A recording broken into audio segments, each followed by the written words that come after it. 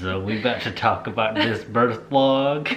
No, birth story. Birth story. Redo that. No. Alright, Everett, Alright. so start us off. So, tell us how you came into this world. Tell us what you were thinking in that moment. What were you thinking? Was it dark in there? Oh. Okay. So yeah. There you have it. That's his birth story. Okay, so at about 32 to 34 weeks, somewhere around there, it might have been earlier, I honestly don't really remember, but I do know that we were preparing to have an induction at 37 weeks. Our baby had a growth restriction and we didn't know why or anything, but he was just growing a lot slower than he was supposed to be. So since he was going to be pretty small, they wanted him to come out early so that he could grow better on the outside. Fast forward to induction day, we called the hospital to find out what time we could come in, and then they told us, and then we headed there. Are you trying to tell your story? So when we got there, they did a non-stress test to monitor him, make sure his heart rate was good and everything was okay. And then they did a COVID, I had the COVID test first. COVID test, yeah. So after the COVID test, they checked me and I wasn't dilated at all. So she did something where it's kind of gross, just a warning, but she took out like some of my mucus plug or something. And yeah, I think that helped speed things up a lot too. No, and then she felt his head. Oh yeah! She felt his I head. forgot about that part. She said that he was, I don't know, something to do with being effaced and all that stuff. I don't really know. Basically his head was where they wanted it to be. So I was just not dilated, but yeah, she said she felt the head, and that was crazy.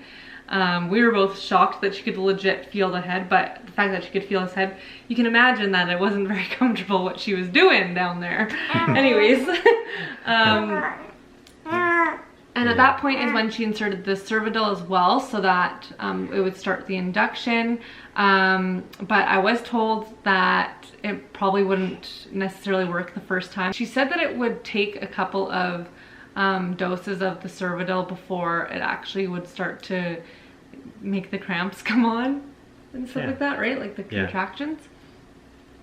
But it actually only took one for me, so that was amazing. That pretty much an hour after she inserted the Cervidil, I started contracting very mildly. It felt more like cramps, and I didn't even know they were contractions. I could still talk through them, breathe through them, but they started coming on consistently. But again, they weren't super intense.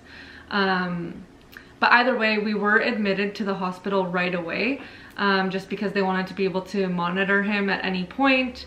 And once I was in labor, they would definitely want to monitor him pretty much at all times. Usually you would go home and labor at home and then come back to the hospital when contractions are really consistent and like a certain amount apart, you can't talk through them and everything like that, but we were admitted right away. So throughout that time, what do we do when we got to our room? You had a bath. Yeah. You had a bath, and then you went on the exercise ball. Yeah. You got food. You got food because I wasn't in labor yet. I left and got some A&W. Yeah. I just ate granola bars pretty much the whole time. I was not feeling like big meals or anything like that. So during the time that I was feeling the contractions and everything like that, they were actually checking on his heartbeat every few hours. So we were doing a non-stress test every couple of hours just to make sure he was still okay with the Cervidil being put in and everything like that. So every little bit of time then they would check him. But the problem is, after the second time that they checked him, I still was barely feeling his movements anymore, because once the contractions became pretty intense, all I could feel was the pain and I couldn't feel movement anymore. Like it just like overshadowed any of his movements. Oh yeah, and then that's when, because we thought we couldn't feel him. It's been a while since we you were trying to feel in my tummy and we couldn't feel anything. And then that's when I called the nurse over. Yes. And then shortly after that, that's when your water broke. Yeah. So they were telling us how his back was actually now on the outside of my belly too. So he also flipped. So that could also be why I wasn't really feeling too many movements on the outside. So they hooked me up to the monitors. Sometimes they would leave the room and just come back and check on them. They also see all of the numbers that are on the monitors at their front desk too, so they don't need to be in the room at the time when doing a non-stress test. But during that non-stress test, my water broke, and it was the weirdest feeling though when my water broke. It was like, it legit felt like a pop and go off inside me. Like it felt like there was a balloon inside me and it just like popped. Like I legit felt a pop. Yeah.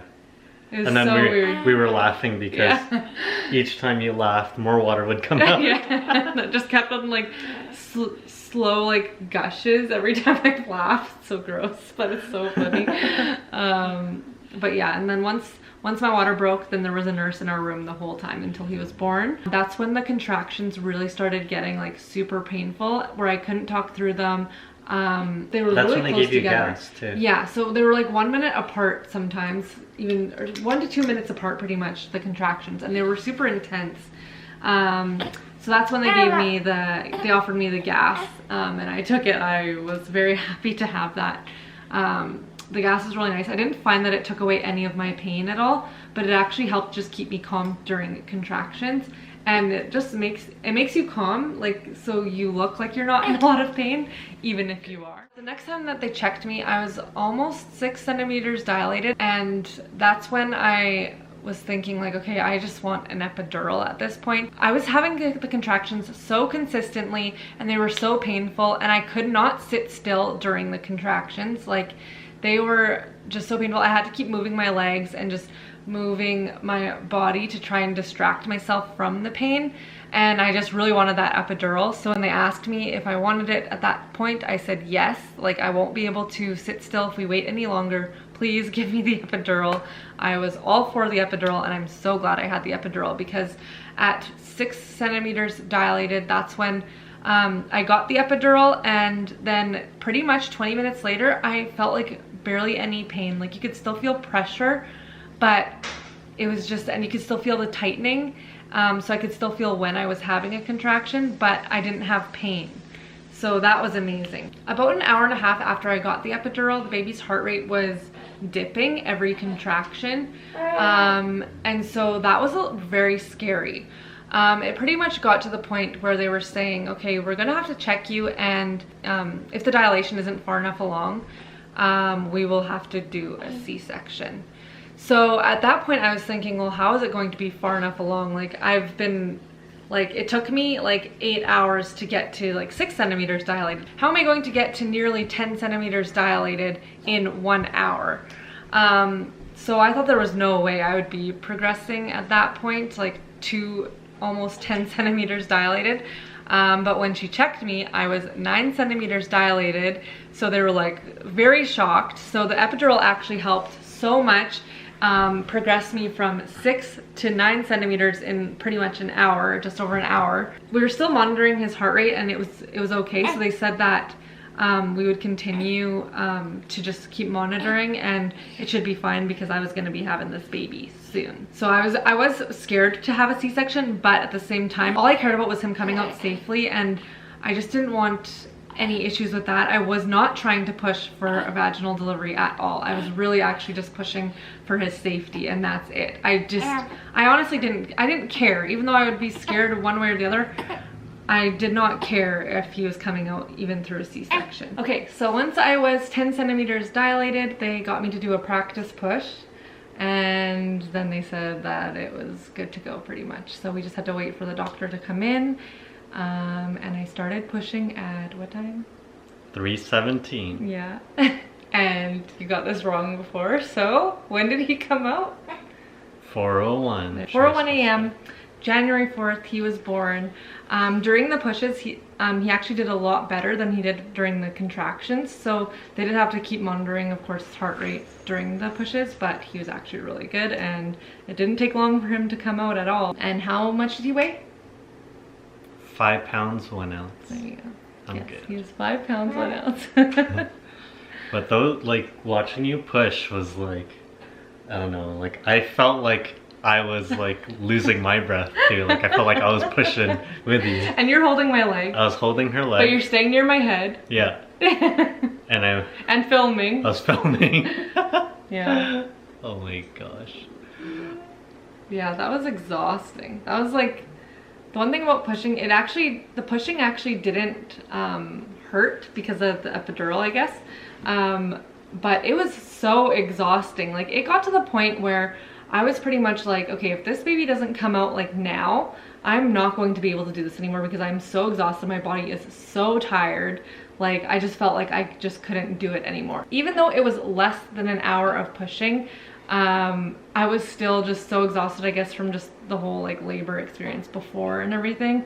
I don't know, the contractions were a lot, so I don't even understand how people do it. Like, no, yeah, I can't imagine 48 hours of labor or something crazy like that. Insane. Like, how? Is that your story? What else happened?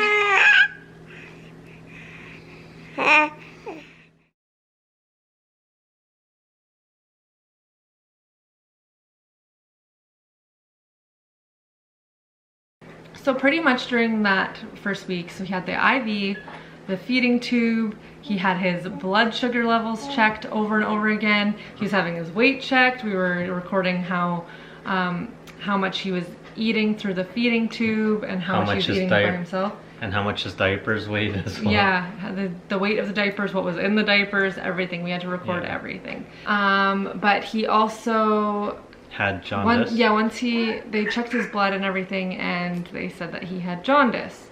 And it was pretty bad, where he actually had to be under the lights and get the light therapy to bring his bilirubin levels down. I think it was for 24 hours first to start. So they did 24 hours and then they checked his levels again, and they did go down, but they wanted to keep him under the lights for longer, just to really get them down, and so we're not worried about him having jaundice anymore. So he had to be with a little, like, he had a little eye mask, and he actually really liked it in there. I think most babies do. It's just very nice and warm, and they actually feel really cozy.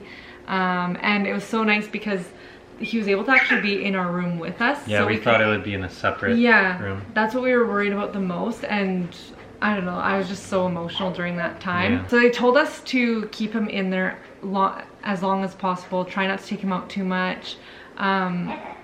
We could still feed him, but try and keep him in there other than that. And even if we're feeding him the bottle, to try and keep him in there. So we did feed him even in the it's called an isolate? Is that what it was called? Yeah. I think it's called an isolate. We fed him in there, and then we also did take him out at some points and held him because, I don't know, I think contact at the beginning when he's first born is super important. So we still did cuddle him a little bit, but we mostly kept him in there. Yeah, they said as much as possible to lower the bilirubin. Yeah, bilirubin. And at that point too, we were wanting to go home. This is like day 4 or day 5. Yeah, day 5. I want to say day 5. Yeah, this is like day 5, and we were wanting to go home at this point, of course. So we were like, okay, keep him in there. We will feed him in there. We can kind of touch his tummy. Like, we can still reach in there and touch him. So that was nice. It's a cool little, I don't know, like area for him. Yeah. Like having like little holes where you can insert your hands and actually, you know. Yeah, and he liked it, yeah, so really it was okay. So that actually went a lot better than I thought. But basically, they took him out. We had to see how he would do for a few hours without it, to make sure they wouldn't spike back up again. And they did spike up a little bit. Yeah, so that's why we had to stay another night. Yeah, we had to stay another night with him in there. So that was kind of hard because we were kind of like looking forward to going home and like being okay, but they said that it didn't spike up too much. No, and what made it worse too was that one doctor giving us hope, saying like, oh, the level's like really low. No, the doctor, I was mad at that actually, right? Yeah. Because the doctor was like, oh, pretty much you guys will be going home, like blah blah. And I was already thinking when he said that, actually, like, sure, he was giving us hope, but I was already thinking like, nope, like that's not gonna happen, like guaranteed. We were really excited. We were excited, but I feel like we were also kind of like thinking like, okay, everything else has gone wrong, like this is still gonna go wrong. Like it's too good to be true, pretty much, to go home at this point. Like, and sure enough. Yeah, and sure enough, the levels spiked back up. And then we had to stay another night. But then after that night, we were able to go home. But I forgot to mention, pretty much at the end of that night of him being under the lights, he actually ripped out his feeding tube. He always liked to have his hands near his face, so it was really easy for him to get his little finger in there and just like rip it out. I was the only one in the room at the time. I think you were out getting food for us or something like that. Yeah, right. But he pretty much, like, his finger was just so fast and he ripped it out, and it was only like it was like partially out but like almost out, and I was like, there's no way I can shove that back in. So I actually just pulled it out because I was worried about it cutting him inside his nose and everything. He's still happy over there.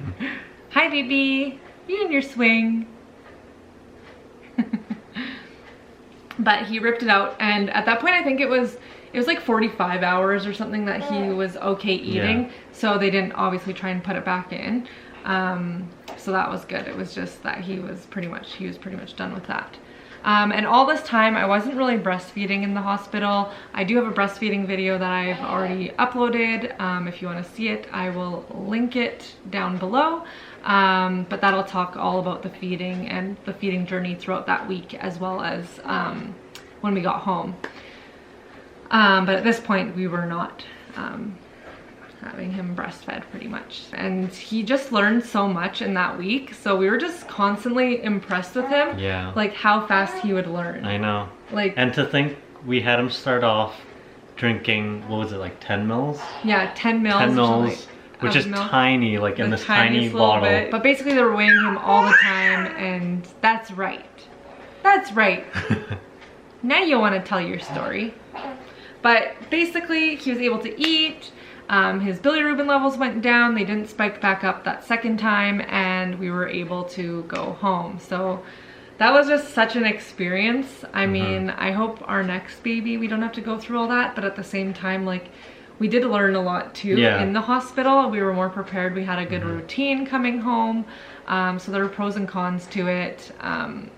It was hard. It was emotionally difficult. Yeah, but especially seeing him, you know, in a separate room from us. Yeah, that first night was very difficult. I don't know, it was just emotionally exhausting, and it was just exhausting in general. Even when I got home, I would constantly be talking to Axel, and in the mid-sentence I would pretty much be drooping my head and like falling asleep. Like I was literally passing out because like I barely was sleeping at all. Like I don't even know how much sleep I got, but it was pretty much just because of constant people being in the room, me being worried about him, us having to take his temperature and weigh him and all this stuff, and I had to pump and all this. I don't know, it was a lot. I think for our next baby though, like, we'll be more, I don't know, prepared. For our next baby, even if this were to happen, we'd be more prepared, I think. So yeah, of what to expect and how things may go wrong. But no, and even in the pregnancy they were saying how my next pregnancy I'll probably have to be monitored more during the 3rd trimester to make sure the growth is good, and I could very well have the same experience. It was something to do with the placenta. We don't really know why. They don't really know why. They said it just happens sometimes. So hopefully it's a one-off situation and not like a genetic thing where it's going to continuously happen in each of my pregnancies. But if it does, we're more prepared this time. And in the end, it went really well, and we have a beautiful baby. Right? Yeah. Love you. But yeah. Is there anything else we need to? No, I think that's it. I think that's everything. You want to close off this video? Yeah. Are you happy? Are you happy?